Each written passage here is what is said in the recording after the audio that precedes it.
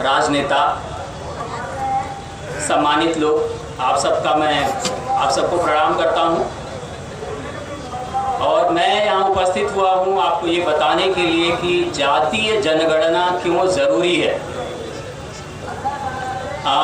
ये विषय ऐसा है कि बाहर जब आप इस पर चर्चा सुनेंगे तो इसमें ढेर सारे विरोधाभास आपको सुनाई दिखाई देंगे और उसमें ये कहते हुए मिलेंगे लोग कि जातीय जनगणना से देश बटेगा, झगड़े होंगे और बहुत सारी ऐसी बातें जो पहले आपने कभी नहीं सुनी होगी।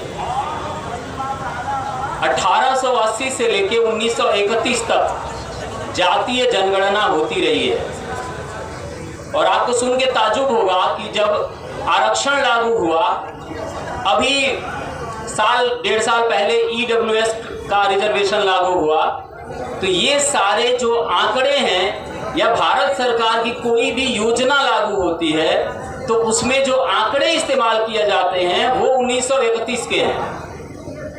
1931 में भारत की जनगणना कितनी थी, आज भारत की जनगणना कितनी है और ये किस जाति की कितनी है, किस वर्ग की, किस क्षेत्र में कितनी है, ये जानने की बहुत ज़्यादा ज़रूरत सरकार नहीं समझती।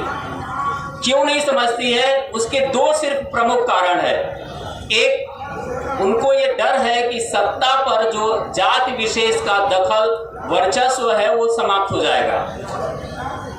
दूसरा, उन्हें ये लगता है कि लोग शिक्षा में या विभिन्न संस्थानों में भागीदारी मांगने लगेंगे और वो कहीं भी एक रूप अपनी सत्ता नहीं चला पाएंगे। ये दो मुख्य चीजें हैं। अब तीसरी बात, जातीय जनगणना नहीं होने का नतीजा ये है कि वो आपको, हमें फेसबुक पर, ट्विटर पर जितने ये ऑनलाइन यूनिवर्सिटी खुली हुई है इस पर वो ज्ञान देते मिल जाते हैं कि मेहनत करो, रिजर्वेशन से आगे बढ़ रहे हो। मेहनत की परिभाषा हमें आपको वो सिखाते हैं जिन्होंने जीवन भर दान और भिक्षाटन से जीवन चलाया है और अपनी कई पीढ़ियां निर्मित की हैं।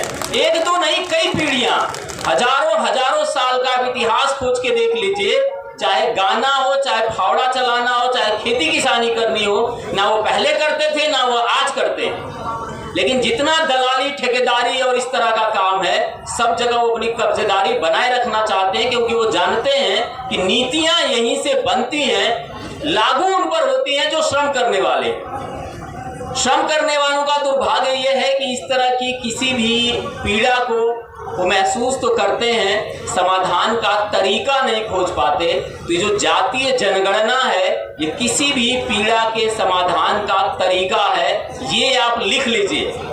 क्यों है ये, इसका कारण मैं आपको बता देता हूं। जातीय जनगणना से ये आपको पता चलेगा कि आप कितने हैं, कहां हैं, क्या करते हैं, किस स्तर पर हैं, चाहे सामाजिक स्तर हो, चाहे आर्थिक स्तर हो, चाहे राजनीतिक स्तर हो, चाहे शिक्षण प्रशिक्षण सरकारी संस्थानों में भागीदारी हो, चाहे अधिकारी तंत्र व्यवस्था का हिस्सा बनना हो, चाहे रोजगार में लोन लेने में भागीदारी हो।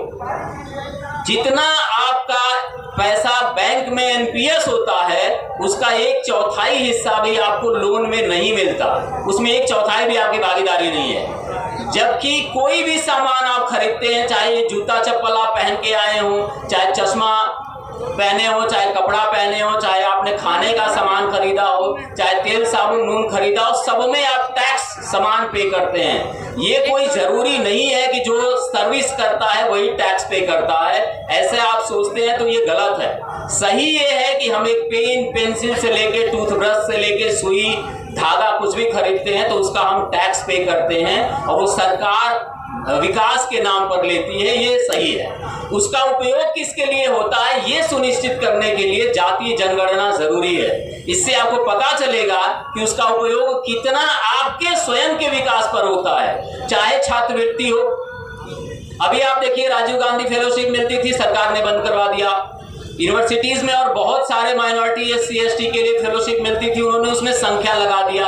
उन्होंने कहा 100 एडमिशन लेते हैं, ऊपर से 5 को देंगे। वो कह रहे हैं छात्रवृत्ति तो जारी है, बंद नहीं हुई है, लेकिन वो दे रहे हैं सिर्फ 5 को, वो 95 को नहीं दे रहे हैं, लेकिन वो कह रहे हैं कि हम दे रहे हैं। तो नाम है, मतलब नाम को वो बेच रहे हैं, काम को नहीं। तो ये पता चलेगा कि किसने इन चीजों पर कब्जा कर रखा है। अगर जातीय जनगणना हुई तो ये पता चलेगा कि इसका हिसाब कहाँ है, कौन कब्जा कर रखा है और कितना कब्जा कर रखा है। सत्ता के जो स्तंभ हैं, चाहे वो संसद हो, चाहे न्यायपालिका हो, चाहे पत्रकारिता हो, इन सारी जगहों पर किसकी कितनी हिस्सेदारी, भागीदारी है, ये जातीय जनगणना से सुनिश्चित हो सकती है।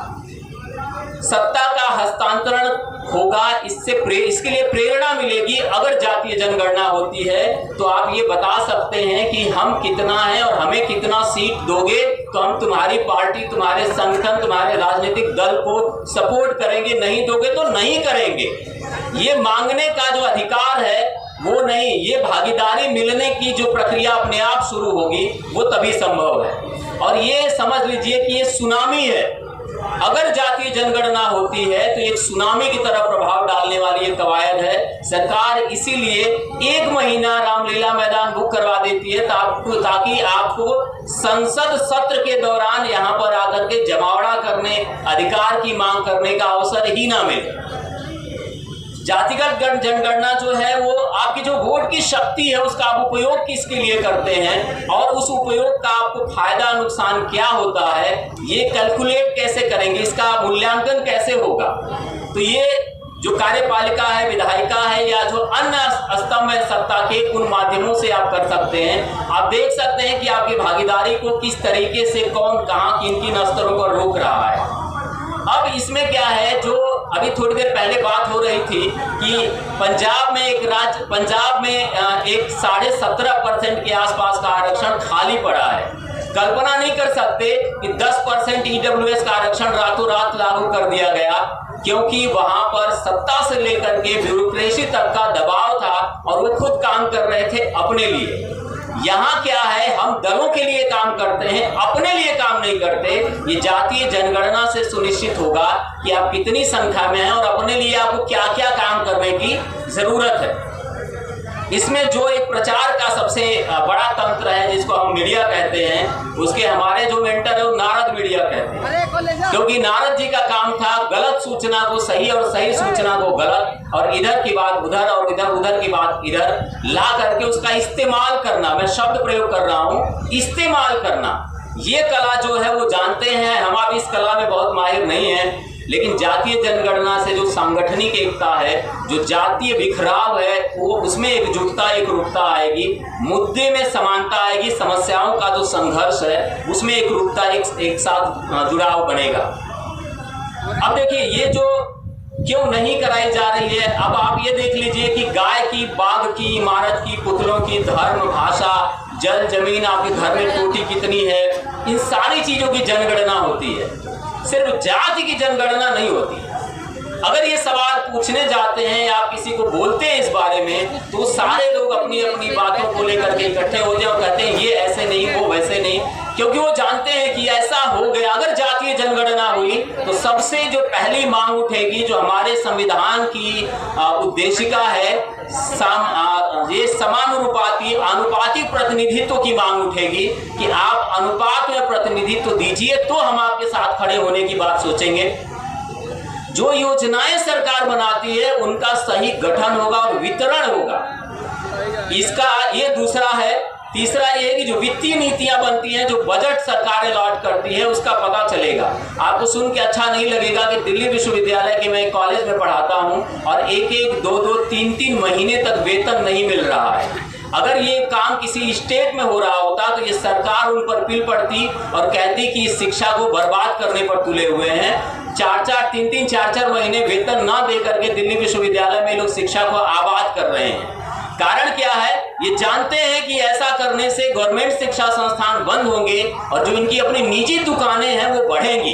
ये दुकानों को बढ़ाने की कवायद है, ये हमें सीखना जानना होगा। किस श्रेणी में और किस वर्ग में कहां हमारा कितना प्रतिनिधित्व है, ये जातीय जनगणना से निकलेगा और उससे हम एकजुट होंगे, सोचेंगे हमें करना क्या चाहिए। जैसे आप कहीं भी किसी भी पार्टी संगठन में हैं तो आपकी संख्या कितनी है ये आपको पता चलेगा और आप आप लोगों पर दबाव बना सकेंगे। देखिए, पार्टियां बहुत सी हैं, संगठन बहुत से हैं, लेकिन उन्हीं पार्टियों को जो नई बन रही हैं या जो पुरानी है उस पर लोग कब्जा कर ले रहे हैं। बहुत सारे संगठनों पार्टियों को लोगों ने खत्म कर दिया। जो विचार माननीय कांशीराम साहब ने स्थापित किया था सालों लड़के, आप जानते हैं अब जैसे तैसे उपचुप करके जिंदा है। और वैसे संगठनों को शक्ति मिलेगी, ताकत मिलेगी तब जब जातीय जनगणना होगी और लोग इस बात को समझ पाएंगे कि हमारी भागीदारी, हमारा सहयोग कौन कर सकता है, कहां से हम अपनी लड़ाई लड़ सकते हैं। इस तरह की चीज़ों को आगे लाने के लिए और इस तरह के बंद दरवाजों को खोलने के लिए जातीय जनगणना एक बहुत बड़ा हथौड़ा है, सुनामी है। आप सबके सहयोग और उसमें भागीदारी से ही ये संभव है। आपने हमें समय दिया, आप सबका बहुत बहुत धन्यवाद। जय मंडल, जय भीम। धन्यवाद रमाशंकर जी। हम लोग के बीच में चीफ इंजीनियर सेवानिवृत्त एनडीएमसी श्री हरदीप सिंह जी हैं, उनका संस्था स्वागत करती है। अशोक निर्वाण जी और एमसीटी